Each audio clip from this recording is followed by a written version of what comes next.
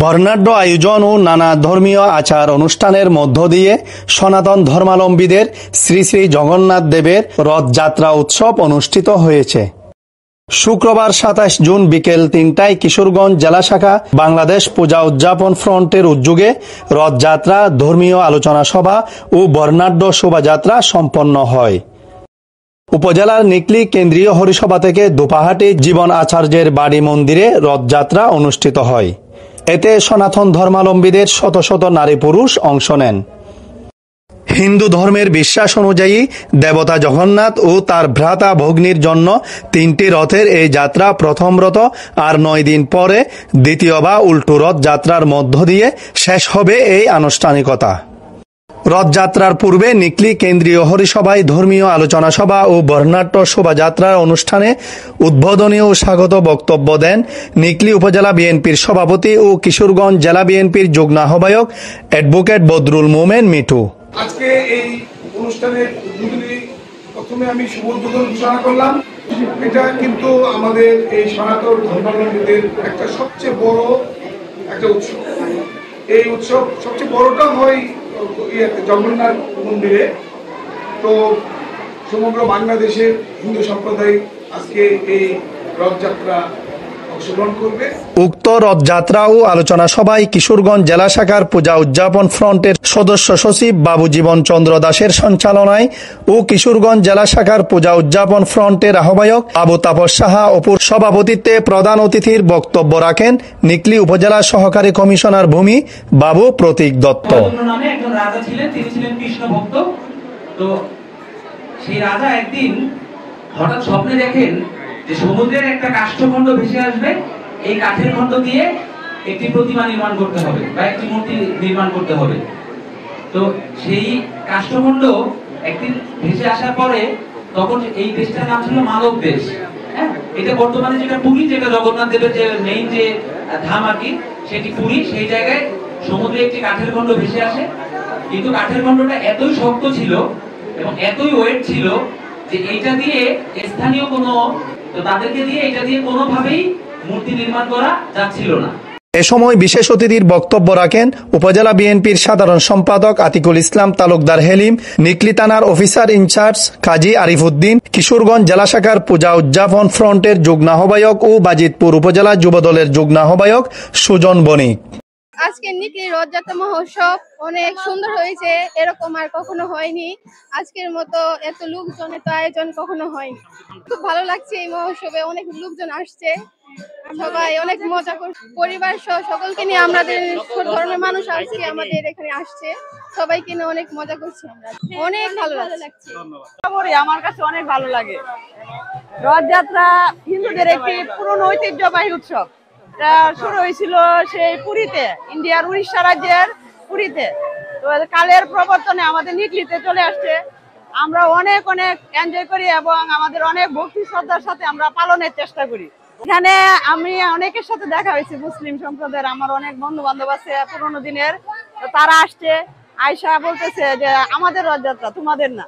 ওইরকম না, কোনো বিরোধ নাই। আর মজা করতেছে, অনেক এনজয় করতেছে, বলতেছে যে আমরা প্রতি বছর চলে আসি।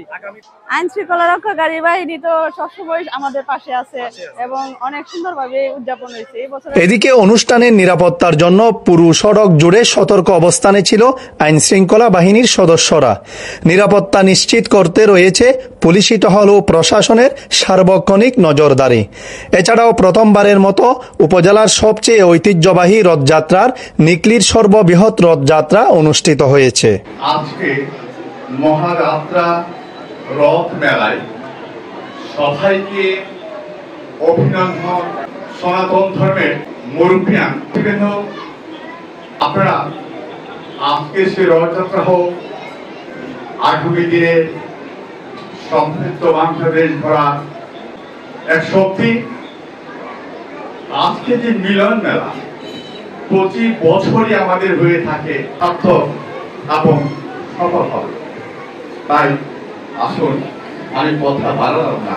আর নিকলীর ইতিহাস, বরান্তরী সম্মানের ইতিহাস কখনো হিন্দু মুসলিমের মধ্যে কখনো ভেদাভেদ ছিল না, এখনো নেই, আগামী তো থাকবে না।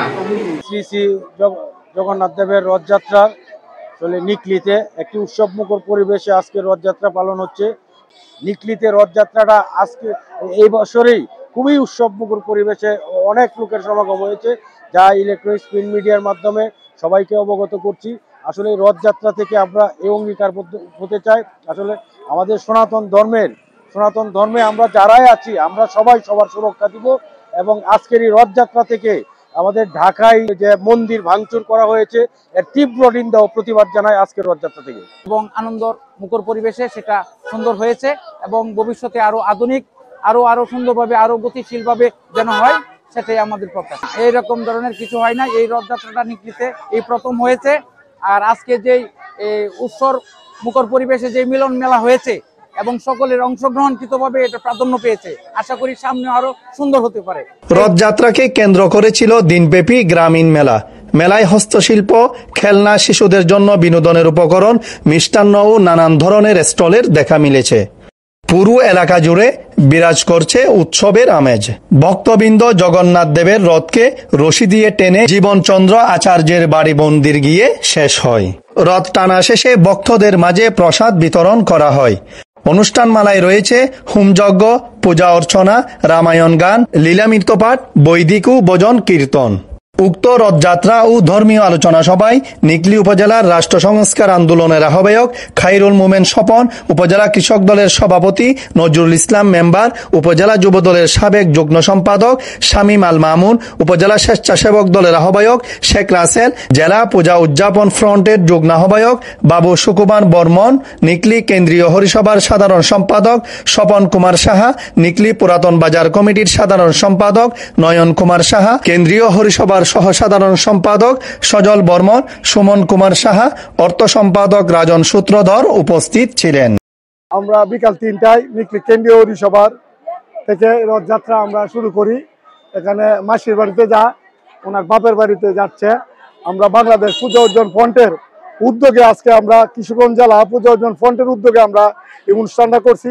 আমার মনে হয় নিকলীতে 20 বছরে এমন ধরনের প্রোগ্রাম হয় নাই। তত্ত্বাবধায়ক সরকারের মাধ্যমে আমরা বিএনপির নেতৃস্থানীয় প্রশাসনের নেতৃস্থানীয়রা উপস্থিত ছিলেন। আমরা 20 বছর পরে এইভাবে আমরা নিকলীতে এই অনুষ্ঠানটা আমরা করতে পারছি। হাজার হাজার মান ভক্ত আমাদের অনুষ্ঠানে অংশগ্রহণ করছে এবং কোনো দায় ঝামেলা বাদ দিয়েই আমাদের অংশগ্রহণটা করছে। মানুষকে ভয় পায় না এবং বিএনপির সহযোগিতায় আজকে আমরা এই অনুষ্ঠানটা করতে পারছি।